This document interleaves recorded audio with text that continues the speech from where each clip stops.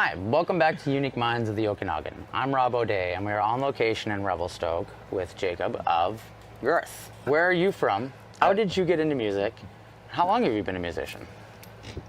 I was born in Trail, but moved to Revelstoke in like 2001, so I've done most of my life here, but Revelstoke's home. And I've been playing music since I was, a kid. With like my grandparents and stuff, because they always had music instruments kicking around and stuff, and they were always just there for me to pick up and play. And then come being a teenager, I really fell in love with the sound of bass guitar and stuff, and I've always just wanted to play bass and fell in love with it. Love it. Yeah. Who got you in as a bass player? Who was the one that you were drawn to? My first concert I went to was Rush, and it was probably just seeing Geddy Lee right away, and like it was phenomenal. Yeah. And yeah, so Geddy Lee is that is next level as a musician. What do you play? What's your choice? Your weapon of choice?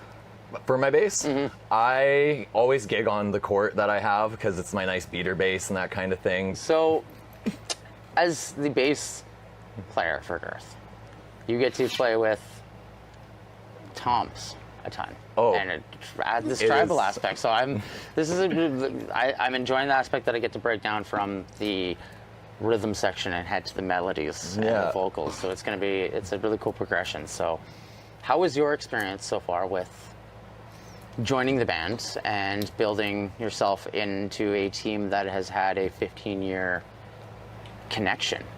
How long have you been playing with them for? I've been playing with Garrett and Jesse for almost 5 years now, kind of thing. And like, yeah, coming in, they were real good already, and I feel like I hopped in nice and strong, but they definitely showed me a lot, and it was really awesome to play with them. Garrett's an amazing drummer, and Jesse's really good but describing everything and like getting it down, and yeah, very happy to be with them. Love it.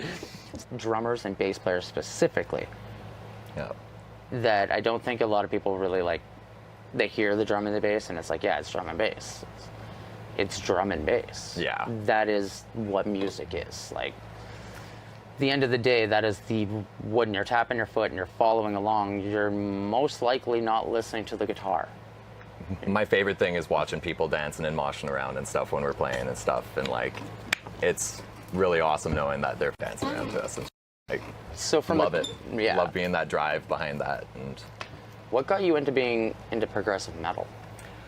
it was kind of funny because it's been all over the map, where like it went from Rush to like Killswitch Engage and Lamb of God, and like it varied over the years, where it started with progressive and kind of worked its way back into it, which was funny. But do you guys work in odd time signatures? Garrett loves to do it. That's awesome. Yeah. So so when you're writing, do you find it difficult sometimes to sync up when it's a different time signature and you're trying to create this between the guitar and the drums and they're doing their own things to like create your own identity within the music? I like that challenge of trying to find that rhythm in there and making a nice bass line to complement everything in there, and really when Garrett's coming up with these drum beats, it's so much fun to just try and come up with something behind it. And because being a three-piece is not easy, especially metal, because like you two got to carry a lot as well, but then you've got Jesse who has to carry the melodies and the vocals I'm playing, and like I know I can, whether I mess up a string or if I mess up a chord or if I'm forgetting lyrics, they're always subconsciously there to just like, okay, we need to add a fill here, or like quick pause, go in. And it's just like, it's this weird connection with the backing of a band that, like I was saying, people don't really understand or appreciate. And then until you see bands like Rush, right, where it's like the three-piece, they work so perfectly together. And I think that trio is what's missing in music a lot in metal, especially metal, because you always have to have the lead guitar player or you the see a lot of vocalist. 5 pieces and stuff, and I can let myself shine for a moment and the whole band can shine at the same time. So with the three-piece, it's definitely like you don't have to have that spot, because you all have your spot. There's this weird thing with metal musicians where it's like we've constantly got this competition with our friends that it's like we forget to embrace their successes. Yeah. And like their successes make us successful, because like if Farm blows up and you guys have played with them, you know what I mean? Like that's gonna, down the road, they're gonna be like, oh, these guys have played with Farm, or we've got to play with Right. Farm. It's that workmanship between friends and bands. And I think that our scene in BC since COVID, because it's coming out of this like weird pandemic where nobody was working with each other, that it's Yeah. kind of like stuck with that. And it's really difficult to push that wall back and start like breaking it down so that the bands are working with each other again to build this strong scene. Yeah. Because like, for example, like I'm trying to get out here with us because I'd love to play out here, but it's because it's so far away from where we are and not being able to like network Yeah. with bands out here. It's like, who do you play with?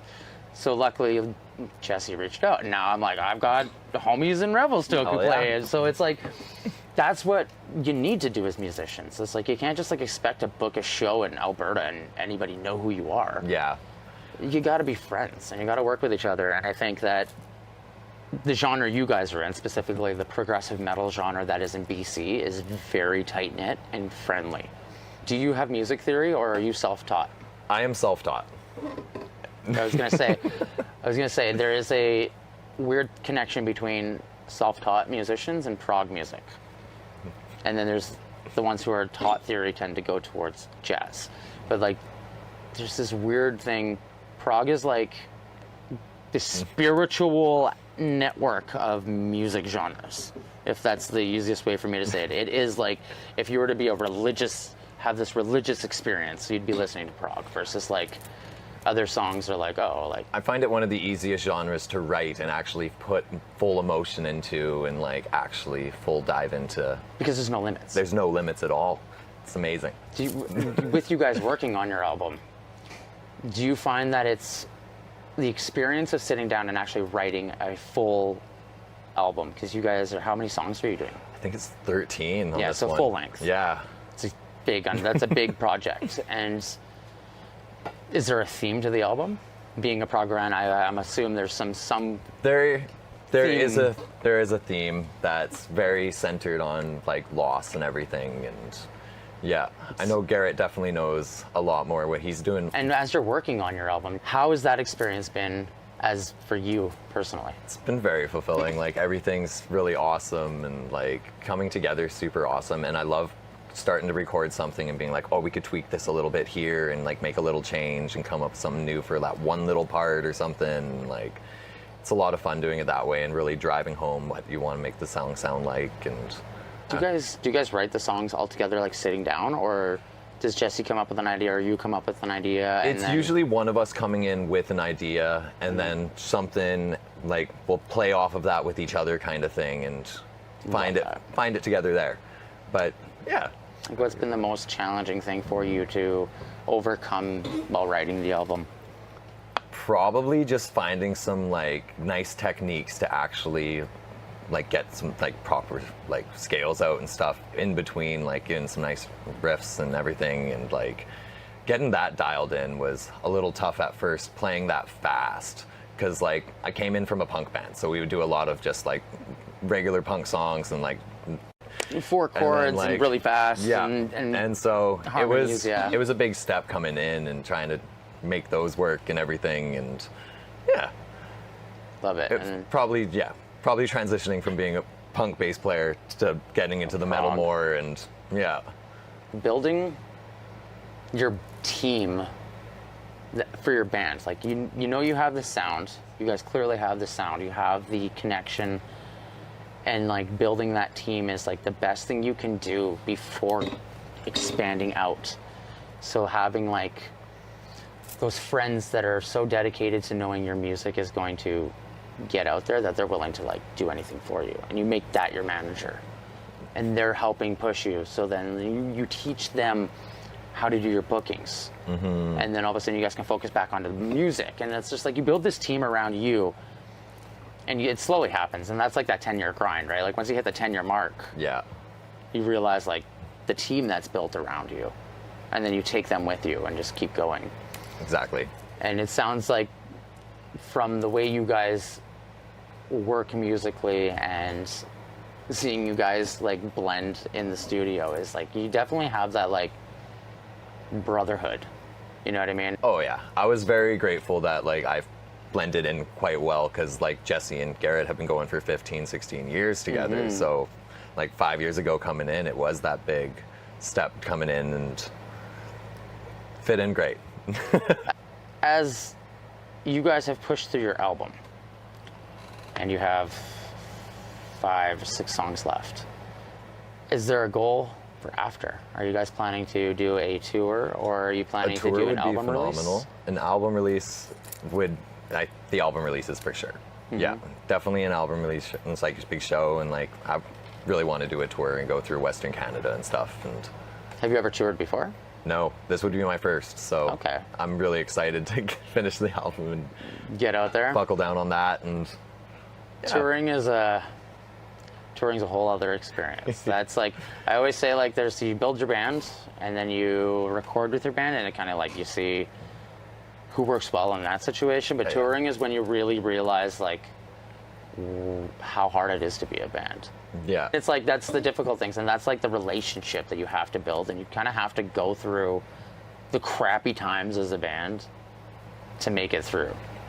To find those gems and those good times. And Yeah. Do you ever find that you guys try to write or feel forced to write a specific style that you're like, because it's prog? we kind of just like write what we want to write for that song and like that track kind of thing, like what it needs for what we're hearing. And like we have a lot with like some really heavy hip hop influences and parts and like stuff like that like, yeah. That's awesome. I don't feel like we are restrained to that prog, but like I know we definitely live there. Yeah, like, yeah, I think you get what I'm saying, because it's definitely hard, because like prog is like the spectrum. Like there's so many different aspects within that genre alone that it's like, just write music that you enjoy. Exactly. That is like, because at the end of the day, that's all you need to do. Like there's no point in trying to fake it. And that's like, it's a lot of fake in the industry right now, you know what I mean? Yeah. So it's like, don't fake it, just be you.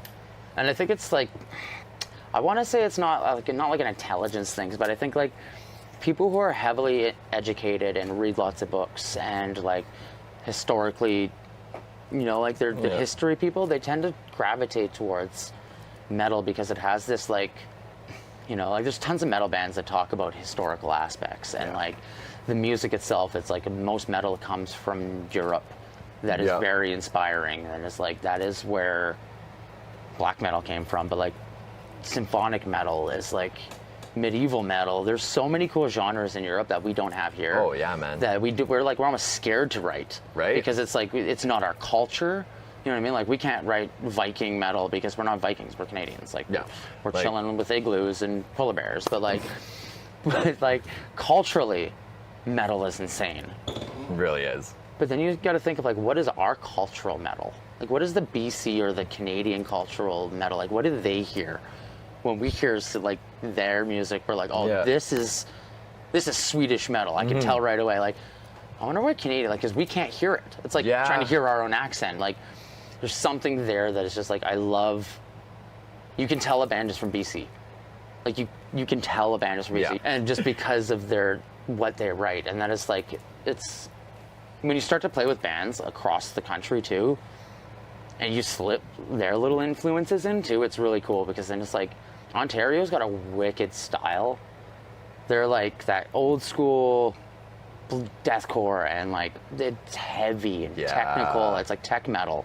And then you come to like Saskatchewan, and Saskatchewan's got like this really trippy prog sound, but it's also thrash. Yeah. And Alberta is very deathcore, and it's just like each province has its own sound, but I'm like, I've heard them all, and BC seems to be the most unique, and I think it's because we're all hippies at heart. Yeah. We're hippies who make metal, which is a really weird, really weird balance, right? Like, it is. Most people aren't hippies, so I find it mildly entertaining that, like, for example, Ninja Spy, we were talking about them. Yeah. You want to hear uniquely diverse band, reggae metal, their entire reggae progressive metal is just phenomenal. Who would even think of that? That is a BC band. Like, that is a BC thing. Nobody else would do that. No one across Canada would think about mixing those two genres, and that's why I love like where we are and the music that comes out of BC, and like being able to like branch out and get to meet bands that are from like here, you guys, like Revelstoke is like, to hear that there's prog metal coming out of Revelstoke, it's like, how can we build a massive scene here? Because it's like the perfect crossroads to be putting on shows. It would be. Vancouver, like Kamloops to Calgary, stop in here. And everywhere. Like, And this is like, it quite literally is like the perfect place. I think it's because it is like, it's hard to expand out. So you're kind of only We're kind of stuck in the valley. Yeah, and it makes sense, right? It's just, how can like you collectively as BC, we all work together to like make Revelstoke a hotspot for metal, because you guys are perfect midway point for all the Alberta bands and all the Vancouver bands and all the interior bands and northern bands. It's just perfect metal spot. So it's kind of a cool thing that you guys are like building this scene. And it's a hard grind. Like I don't imagine it's easy at all to try and build a metal scene in a place that's like constantly got so many different seasons of, right? There's no music season. Yeah. It's like when can you cater to that? But as you guys work through this album, what's your favorite song? What has been your favorite track to record, and or was it one that you expected? It was one that surprised me, because I'd have to say it was Breakthrough, but it was not Breakthrough for a long time. But just the way that one came together and like the bass lines in it, love. Like, it's a really, really great track. I love Breakthrough. That's awesome. It's funny how that seems to work out. Did you have a favorite song moving into it? Like going in, you're like, this could be the song that I love the most? Moving into it, it was Cradle. Because Cradle to the Grave was another really nice one with a nice bass line and everything, and has nice rhythm to it. That one was my favorite going into Breakthrough. And then as soon as that one was done, I was like, no, it's the bass lines in this one that... Do you ever find that you look back, do you take breaks from listening to the songs that you finished? Yeah. And when you go back after like a couple weeks, do you find like you get goosebumps and you're like, this is me? It's definitely happened more than once. It's a good feeling. It really is. And it's like, to get to that point where you're finally getting an album, even just to hear it, it's not finished, but like to hear what you're creating from the listener's perspective is almost a weird thing. Yeah. Because then you start to like nitpick it. And like, have you been really hard on yourself? I've been extremely hard on myself recording this album. I was gonna say, like, I think that's like the hard thing too, because like as musicians we're really hard on ourselves, but when it comes to recording, we're like terrible people to ourselves and to our bandmates. I'm like, I know that me and Andy have like not bickered, but when he tells me that he knows I can do it better, there's days where I'm like, I can't do it better. So need the break and to come back. But it's funny coming back and then just crushing it that first time on the second day when you come back and you're like, like couldn't have done that the other day, but it just break helps. Does it help having somebody else who is a creative ear, like a producer, that's not part of like the creation aspect, but hears it from a total different outlet? Yeah, that's huge having that, because Caden doing our sound and stuff is absolutely, it's a huge part, having him being like, this is like, member but not a member. Exactly, right? The member but not a member, but it's the member. He's pulling a lot of weight. That's like what you need, right? And those are the people that, like I was saying earlier, you kind of got to build your team around, and they naturally gravitate towards you. Like, it's usually the people that have always been around your circle that are really good for it. And especially as a producer, like, to have somebody who is willing to not only tell you like, hey, you can do way better, but also be able to like toss out ideas, I feel is like such a valuable thing, because I'm very guilty with our band to be like, oh, I know your parts are good, I trust you what you do, but I'm not going to dissect them. Because, but like, I feel like I should. Right. Just because like, as a friend, I should be breaking down their parts as well, and like giving them honest opinions and not just being like, I think it's good. And I think that I've been guilty of doing that before. But to have that honest opinion from somebody who's outside of the box is almost more valuable than having like another member in the band. that plays an instrument, because it is Has a different ear for it, hears it a little differently. And, yeah, but because you're hearing, what you guys are hearing is the creation of what you know. Exactly. And the years of playing the same songs, and like coming into it and hearing it from a different, like even subtle little things like, oh, I'm gonna put delay on this backing vocal, and it just like, Exactly. you don't notice that it delays for 30 seconds into the recording until like 2 months down the road, and you're like, oh my god, that ear candy is amazing. It was and all it's the little all things his idea, that- right? Yeah, exactly. All the little things that I didn't even like think of, but like as soon as they were in there, it's like that's perfect. And like, And producers are yeah, magic, and that's kind of where I think there's a unique blend between musicians and their producers, and I think also why you see a lot of bands work with the same producer multiple times. Yeah. Or go through a million producers, because there's some terrible ones out there, right? If there was any advice that you were going to give a young bass player, I'm not even going to say musician, because we need more bass players in the world. So if you were going to give a young bass player any advice as to how to pick up an instrument and start a career in music, what would it be? find a buddy who drums. Because honestly, that's one of the first things I did when I got a bass, is found a buddy who drummed and figured it out and like came up with some nice like rhythm stuff like that. But then after that, just picking it up every day and just playing it, and it was, yeah. Practice is key. Practice and is like, key. yeah. But having people to play with as a bass player is huge. to play with other people is a very valuable. You need to. It's kind of like working in a different industry, you know. Like you kind of got to work with coworkers, but there's going to be tons of different coworkers, and you kind of got to learn how to work well with every single one.